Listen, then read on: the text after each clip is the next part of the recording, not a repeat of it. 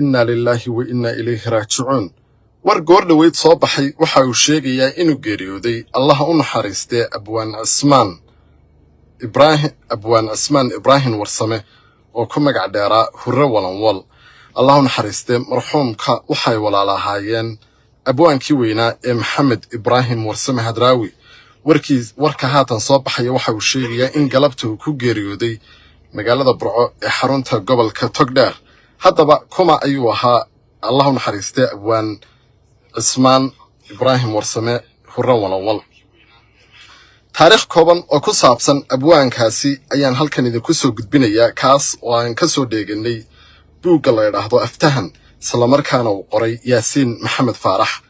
allaha u naxariistee cismaan ibraahim warsame oo ku magac dheeraa hurre walanwal waxaa magaca hooyadii lo odhan jiray kaaha jaamac buux, waxaanu ku dhashay magaalada caynaba sanadkii 1945. waxa uu ku barbaaray degmada xaaji xasan geelle oo buugga lagu sheegay in hore loo odhan jiray ballidhiig, iyo degmada buuhoodle oo uu kala dab qaadi jiray. wuxuuna wakhti badan ku soo qaatay baadiyaha ama miyiga, iyadoo degmooyinka sida hawdka sare ay ka mid yihiin uu muddo badan ku noolaa. sanadkii uu dhashay waxaa ka baxay reerkiisa ayaa qoraalka lagu yidhi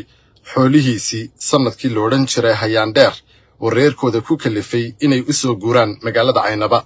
abwaan hurre walanwal waxa uu dhalay 6 wiil iyo 1 gabadh sida qoraalka lagu sheegay. waa buugga aftahan la yidhaahdo oo ka warramaya taariikhdii allaha u naxariistee abwaan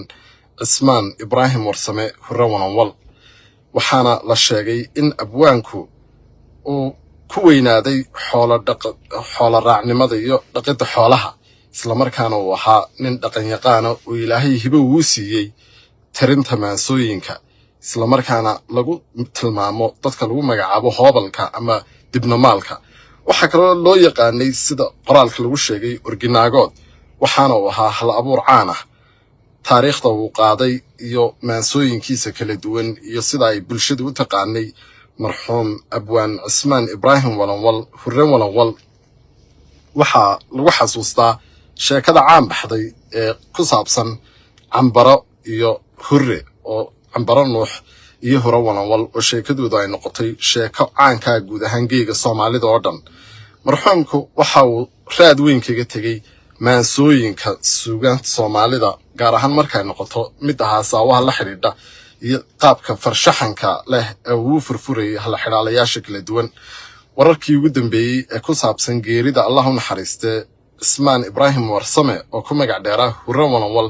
oo ku geeriyooday galabta magaalada burco ayaa dadku ay baraha bulshada ama facebooka si weyn ugu baahinayaan, iyagoo ilaahay uga baryaya in uu ilaahay naxariistii janno ka waraabiyo. kolley waxaa ka warrami doona abwaano iyo dad suugaanta ku xeel dheer oo falanqayn iyo faahfaahin ka bixin doona taariikhdiisa, islamarkaana bulshada u soo bandhigi doona ka uu ahaa allaha u naxariistee marxuumku. balse waxaa xusid mudan in hurre walanwal ay dadku si weyn u yaqaaneen, magaciisa iyo sawirkiisa iyo kaftankiisa iyo sheekooyinkiisana muddo badan lagu baahinayay baraha bulshada. wararkii ugu dambeeyey ayay kuwaasi saaxiibayaal ay ahaayeen. sanadkii uu dhashay waxaa ka baxay reerkiisa ayaa qoraalka lagu yidhi xoolihiisii sanadkii lo odhan jiray hayaandheer oo reerkooda ku kalifay inay u soo guuraan magaalada caynaba. abwaan hurre walanwal waxa uu dhalay 6 wiil iyo 1 gabadh sida qoraalka lagu sheegay.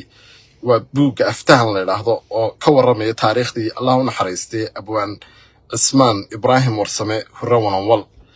waxaana la sheegay in abwaanku uu ku weynaaday xoolo raacnimada iyo dhaqidda xoolaha, islamarkaana uu ahaa nin dhaqanyaqaana oo ilaahay hibo uu siiyey tirinta maansooyinka, islamarkaana lagu tilmaamo dadka lagu magacaabo hoobalka ama dibnomaalka. waxaa kaloo loo yaqaanay sida qoraalka lagu sheegay orginaagood, waxaana uu ahaa hal abuur caan ah. taariikhda uu qaaday iyo maansooyinkiisa kala duwan iyo sida ay bulshadu u taqaanay marxuum abwaan cismaan ibraahim walanwal hurre walanwal waxaa lagu xasuustaa sheekada caan baxday ee ku saabsan cambaro iyo hurre, oo cambaro nuux iyo hurre walanwal oo sheekadooda ay noqotay sheeko caankaa guud ahaan geega soomaalida oo dhan. marxuumku waxa uu raad weyn kaga tegay maansooyinka suugaanta Soomaalida gaar ahaan markay noqoto mid ahaasawaha la xiriidha iyo qaabka farshaxanka leh ee uu furfurayay hal xiraalayaasha kala duwan wararkii ugu dambeeyay ee ku saabsan geerida Allah u naxariistay Ismaan Ibraahim Warsame oo ku magac dheeraa Hurre Walanwal oo ku geeriyooday galabta magaalada Burco ayaa dadku ay baraha bulshada ama Facebook si weyn ugu baahinayaan iyagoo Ilaahay uga baryaya in uu Ilaahay naxariistii janno ka waraabiyo kulli waxa ka warrami doona abwaano iyo dad suugaanta ku xeel dheer oo falanqayn iyo faahfaahin ka bixin doona taariikhdiisa isla markaana bulshada u soo bandhigi doona ka uu ahaa Allah u naxariistay marxuumku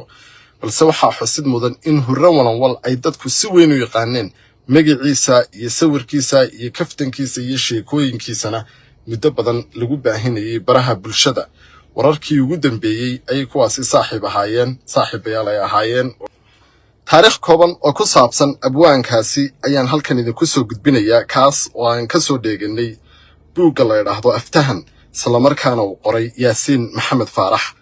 Allah u naxariistay Ismaan Ibraahim Warsame oo ku magac dheeraa Hurre Walanwal waxaa magaca hooyadii loo oran jiray Kaaha Jaamac Buux waxaana ku dhashay magaalada Caynaba sanadkii 1945 waxa uu ku barbaaray degmada Xaaji Xasan Geelle oo buugga lagu sheegay in hore loo oran jiray Balidhiig iyo degmada Buuhoodle oo uu kala dab qaadi jiray wuxuuna waqti badan ku soo qaatay baadiyaha ama miyiga iyadoo degmooyinka sida hawdka sare ay ka mid yihiin uu muddo badan ku noolaa sanadkii uu dhashay waxa ka baxay reerkiisa ayaa qoraalka lagu yiri xoolihiisii sanadkii loo oran jiray Hayaandheer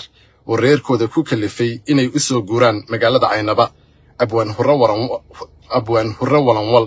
waxa uu dhalay 6 wiil iyo hal gabadh sida qoraalka lagu sheegay waa buugga Aftahan la yiraahdo oo ka warramaya taariikhdii Allah u naxariistay abwaan Ismaan Ibraahim Warsame Hurre Walanwal waxaana la sheegay in abwaanku uu ku weynaaday xoolo raacnimada iyo dhaqida xoolaha isla markaana uu ahaa nin dhaqan yaqaan oo Ilaahay hibo uu siiyay tarinta maansooyinka isla markaana lagu tilmaamo dadka lagu magacaabo hoobalka ama dibnamaalka waxa kale oo loo yaqaanay sida qoraalka lagu sheegay orginaagood waxaana uu ahaa hal abuur caan ah taariikhda uu qaaday iyo maansooyinkiisa kala duwan iyo sida ay bulshadu u taqaanay marxuum abwaan Ismaan Ibraahim Walanwal Hurre Walanwal waxa lagu xasuustaa sheekada caan baxday ee ku saabsan Cambaro iyo Hurre oo Cambaro Nuux iyo Hurre Walanwal oo sheekadooda ay noqotay sheeko caanka guud ahaan geega Soomaalida oo dhan marxuumku waxa uu raad weyn kaga tegay maansooyinka suugaanta Soomaalida gaar ahaan markay noqoto mid ahaasawaha la xiriidha iyo qaabka farshaxanka leh ee uu furfurayay hal xiraalayaasha kala duwan wararkii ugu dambeeyay ee ku saabsan geerida Allah u naxariistay Ismaan Ibraahim Warsame oo ku magac dheeraa Hurre Walanwal oo ku geeriyooday galabta magaalada Burco ayaa dadku ay baraha bulshada ama Facebook si weyn ugu baahinayaan iyagoo Ilaahay uga baryaya in uu Ilaahay naxariistii janno ka waraabiyo kulli waxa ka warrami doona abwaano iyo dad suugaanta ku xeel dheer oo falanqayn iyo faahfaahin ka bixin doona taariikhdiisa isla markaana bulshada u soo bandhigi doona ka uu ahaa Allah u naxariistay marxuumku balse waxa xusid mudan in Hurre Walanwal ay dadku si weyn u yaqaaneen magaciisa iyo sawirkiisa iyo kaftankiisa iyo sheekooyinkiisana muddo badan lagu baahinayay baraha bulshada